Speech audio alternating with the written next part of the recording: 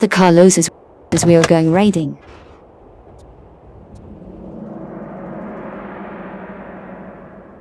Everyone has always told me that Tomb Raider 4 is the boogeyman of the classic games. Based off my previous gripes and opinions on the previous games, people have always said, wait till he plays Tomb Raider 4. He is really gonna hate that game. Nonetheless, I've attempted to beat this game 2 times before I was able to get it beat to completion on my 3rd attempt. However, after my 2nd attempt on trying to beat Tomb Raider 4, it's when the Tomb Raiders 1 through 3 remastered came out. Likewise, I played the remasters, thus I was able to turn on my cerebral cortex, my frontal lobe, lock in, and grasp that classic Tomb Raider formula. Hence me finally becoming more fond of the series, in contrast to my older classic Tomb Raider game video reviews. Moreover, I was feeling confident and ready to tackle Tomb Raider 4 for my 3rd attempt. But on the contrary, while I was streaming myself play Tomb Raiders 1 through 3 Remastered, some OG Tomb Raider fans have actually told me that they prefer other Tomb Raider games from other timelines over Tomb Raider 4. So that made me think, what does Tomb Raider 4 have in store for me to make OG Tomb Raider fans say that? Therefore, after beating Tomb Raider 4, first I must say, this game was so fucking long. It did not want to end. I can't think of any retro game that has been this long outside of RPGs. But to illustrate why Tomb Raider 4 is considered the boogeyman of the classic games, 2 reasons. Reason 1, the levels are convoluted. The levels are so much more expansive than they previously been, with a whole bunch of halls and corridors that interconnect to another level with a whole bunch of halls and corridors. In addition, the game makes you backtrack so much between these levels, ultimately making you lose sense of direction and objective. Reason 2 is there's just a lot of obscure moments within the game. Accordingly, the biggest example I can give you for a combination of both of these reasons would be me obtaining the Eastern Shaft key. Now buckle up because this is a long story. Khufu's Queen's Pyramids is a level with multiple pyramids you can go inside of. However, there is this one pyramid that has 4 directional key slots that you need. When I initially got to this room, I only had 3 keys. I was missing the Eastern Shaft key. And I swear I was looking all over the place for this fucking key. But to even get to this point, you had to cross the Great Pyramid, which is an annoying level full of platforming, full of trial and error and traps. No one is trying to backtrack the Great Pyramid to go to the level before that, which would be the Master Boss, which where you find 2 directional shaft keys at, but also a level with a whole bunch of paths. Moreover, I actually have a save at the end of the Master Bus level, so lucky me, I reload it and I start backtracking. Surprise, I did not find the key. Initially, I thought we found all 3 keys at the Master Bus level, but actually, you found a key levels before that, because Tomb Raider is infamous for you finding key items and not using them hoes into levels way after you found the key item. And out of frustration, I look up to see where this last key is. And when I found out, I was so pissed because initially I went to that spot and I did not think anything of that bitch. This was so obscure. Alright, now stay with me, the story's wrapping up. We reload Khufu's pyramids. I have to backtrack in one of the smaller pyramids and come to this spot. There is this owl symbol that you see on the floor right here that looks eroded and faded as fuck. But in previous parts, you see this owl symbol all over the place and you don't really interact with it. You don't do much at all with it. There is one spot that you fall into after the owl symbol opens, but that's after you find the key. Thus, there is this random ass block that blends in completely with the surrounding, and you have to push this block that does not look like any other pushable block. It looks like any rock in the game, and you push it on top of the owl square, thus opening a passageway for you to go in, finding the last key. There was no way to tell that there will be a passageway to open up right there. No cracks in the wall, no different colored bricks. Like, bruh. Man, I'll tell y'all, I thought the Lost Library was one of the last levels. After Cleopatra's Palaces, I had no patience for this game whatsoever. That shit was going on for far too long, and the game kept going on. Alright, so let's talk about other obscure moments, and I promise the examples won't be as long as the one I just did. One of the most obscure things Tomb Raider 4 has to offer is they want you to add nitro to your bike, so you can get a speed boost to complete jumps. And these jumps are jumps you should already be able to do just because you have a bike in general.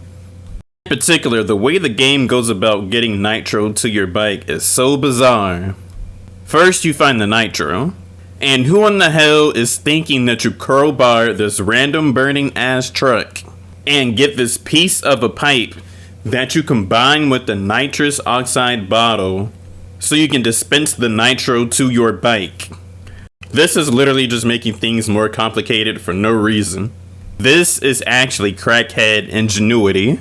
Why didn't the nitrous oxide just come with a nozzle itself? Why can't you just pour it into the bike? Even more, there's this portion at the trenches where I break this item and I release this isol, and the portion of the level that you're at is just a circle and there is no grave totem nearby. The only way to progress is to come by this door where you need to walk on top of this water to open. So I release the ISO and I go across the circle once. Nothing happens.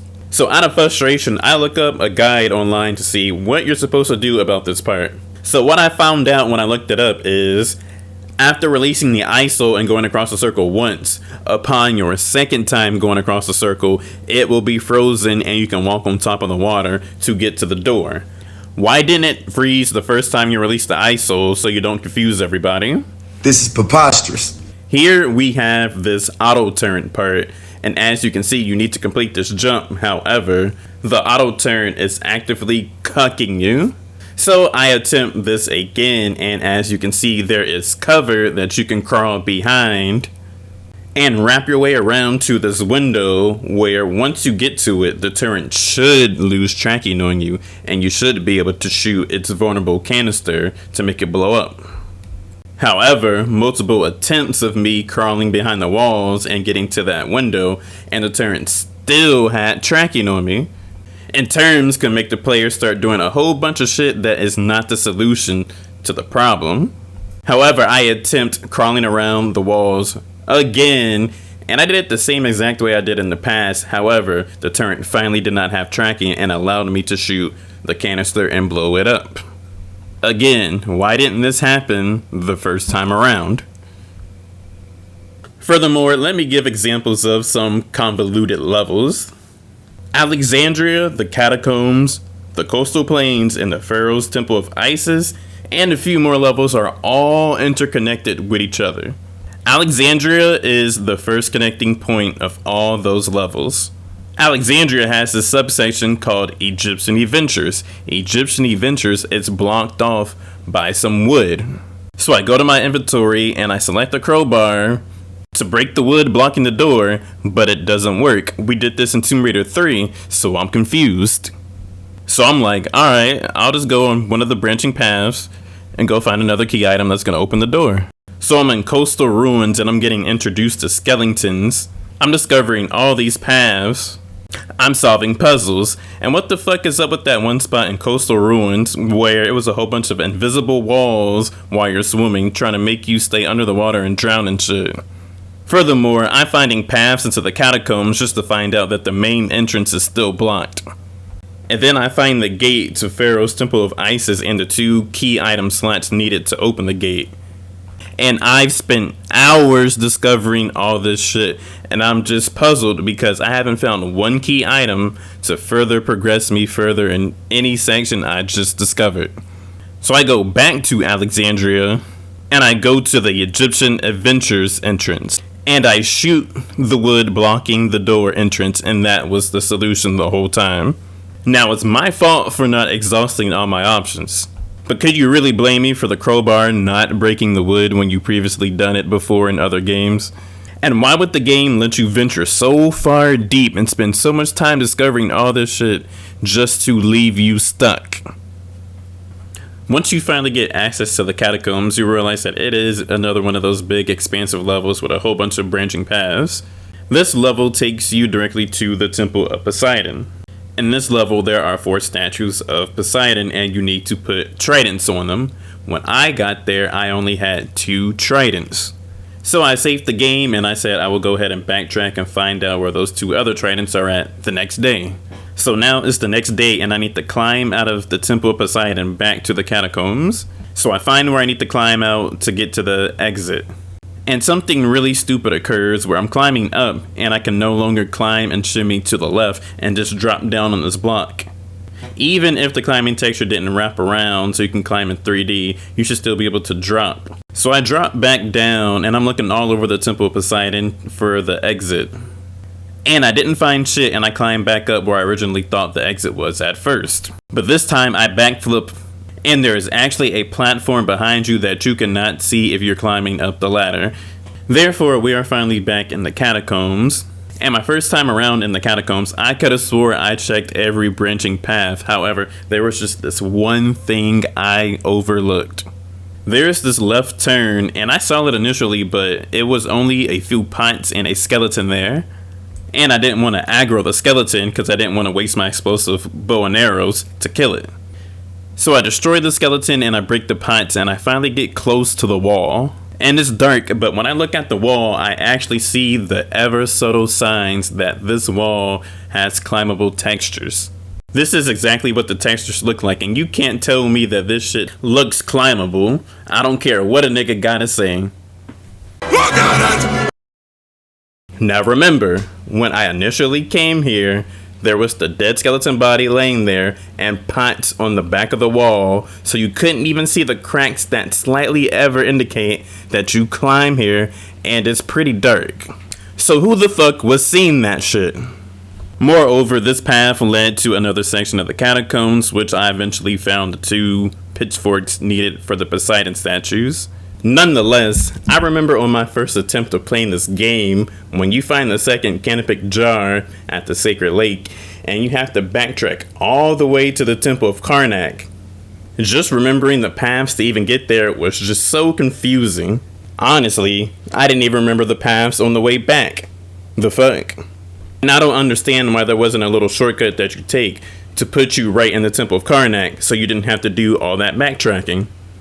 Even more, if you looked up a video walkthrough for assistance, there's so much backtracking between levels and so many small levels in between levels that you actually have to make sure that they're at the level you're looking for assistance in, and you have to make sure that they're at the first time around or second time around looking at that level, which makes things more confusing. Or you can look up a website walkthrough, but I prefer video. Furthermore, y'all, let's actually get into the review portion of this video. Self-discovery is an aspect of Tomb Raider that players really enjoy, and in my process of playing Tomb Raider 4, some things that I self-discovered was the fact that you can use the crossbow to blow the heads off these skeleton enemies, which will leave them blind and they will no longer bother you, and they will take their bony asses and go do something else with their lives. And this is actually gameplay changing because you will no longer have to use explosive weapons to actually kill these skeletons, as you will learn that basic weapons will not do anything to actually kill those skeletons. And you'll be able to stock up on your explosive ammunition, and the game gives you a plethora of poison arrows and regular arrows. In addition to being able to shoot their heads off with arrows, you can also take off their limbs as well, which is nifty for the skeleton enemies that have shields or swords. So it ain't nothing to bust them arrows out like Survivor Timeline Lara Croft, having these skeletons run like Mr. Bones on Sega Saturn in 1996. What you guys know about that? However, I will say I wish the game explored this mechanic with regular enemies, which could add more depth to the combat of this game. For example, if you could disarm one of those annoying Egyptian ninjas that be twirling the dual swords around like they're a Sith Lord or some shit. Spamming that move, wasting my time and shit. I also discovered that there is furniture in the maps that you can't just normally shoot and break them, but I have found out that you can bait enemies to come close to them, and if they hit them, they can actually break those items in the map, and they also have sometimes ammo and health packs hidden inside of them. So I really like the fact that they added these mechanics into the game and added a little bit more depth to the game that I was not expecting to find. In addition to these mechanics, this game has great weapon variety. Specifically, this game gives you weapon attachments that you can now combine with certain weapons, like you can put the scope on your magnum or your crossbow.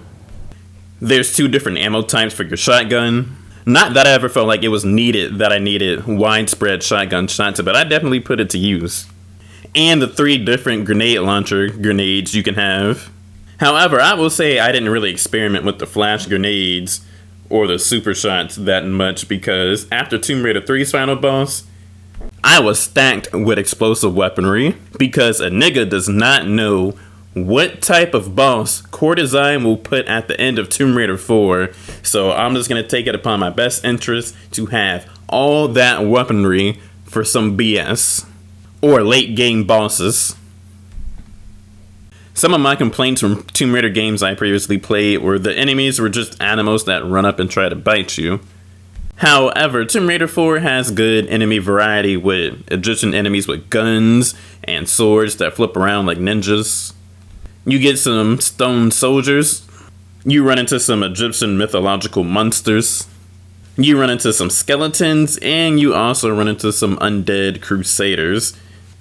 Some of these enemies, mini-bosses or bosses, added a little bit more depth than the previous Tomb Raider games in terms of combat by the way you have to approach them. Whether it was the stone soldier on the horse, who's constantly trying to rush you down and slash you with that axe, or the horse tries to stomp on you, an enemy that actually has a variation of attacks. And you have to catch the stone soldier while he's not protecting his vulnerable core center with a shield. Or alternatively, if it is the Ox Demon who has that pole slam, you have to jump over the shockwave to avoid damage. Or if you just have to avoid being close to him as you're platforming and he ground pounds and it makes you fall. And we already talked about the skeletons, so these enemies just make combat have more immersion. These enemies have better attack animations, and they're just more intentional than what you previously experienced in the previous games. I've had someone in the past on one of my anniversary videos aggressively argue with me, talking about how they would rather fight animal enemies with only one attack pattern, which is biting, rather than fighting humanoid enemies, which can have a variation of attacks, swing low or swing high, and can actually give you a reason to do a specific movement option such as sprint, duck, backflip, side flip, roll, and punish you accordingly for not choosing the correct option. And for those of you who still feel that type of way, I got something for you. Shut up.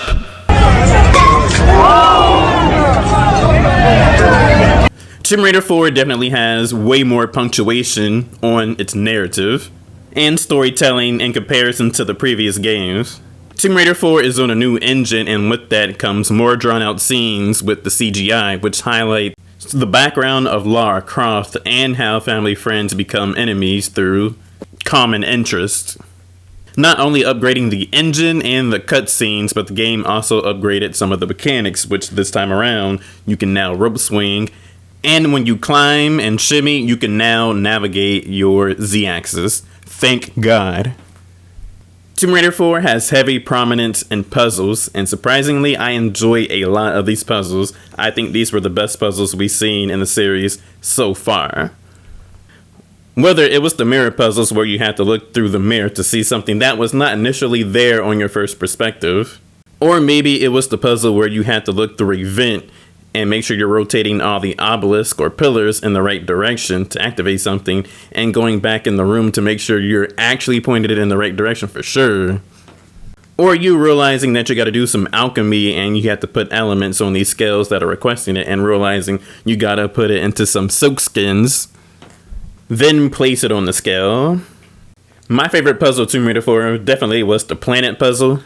You would think you would put the sun structure in the middle, however you don't. I don't know if that's because Egyptians didn't believe the sun was the center of the universe or what. But I put the sun next to this red emblem joint on the wall that looks like the sun. Then I noticed there's a spot that has 2 indicators on the ground, which must mean one of them is the earth and one is the moon. Because you know the moon revolves around the earth. Then I grabbed a statue that has a lot of craters, which must mean it's the moon. And then you just do the process of elimination after that, and you figure it out, and voila, you're smart. In the process of discovering these puzzles, Tomb Raider 4 really creates the vibe of Tomb Raider 1, where it's like you discover a tomb and you have to find a way to get entrance into the tomb by discovering some minuscule detail. And with the game's minimalism, it can really create a lot of immersion as you really try to figure out how you get inside that shit. And once you finally get into a tomb, there's so many traps and precautions that are set for you to really highlight the fact that you are an intruder, you're a filthy grave robber, or there's just something in here that nobody needs to be messing with. Including you, Miss Croft. Take the Tomb of Sumerit, for example. You gotta deal with all the flame traps and avoid all those traps to find the rules to play Sinet with a dead nigga. I mean, who would even know how to play this game other than an Egyptian person? And they really tried to burn you to a crisp just for finding the rules to the game. In addition, Tomb Raider 4 also has a lot of cheap traps and just ways to make you take damage, which are cheaply done and overly abundant within the game. Whether it's the little scarabs following you around and you think dropping the torch or holding the torch will make them stop following you. Enemies constantly shooting swarms of bugs at you. Swarms of bugs being found within containers. And Shang Tsung soul skulls biting at you until you figure out how to deal with them. Nonetheless, Tomb Raider 4 definitely has some positives, but I think they're outweighed by the negatives. Consequently, I think the convoluted levels and the obscurity of certain parts leads to a negative, exhausting experience for players.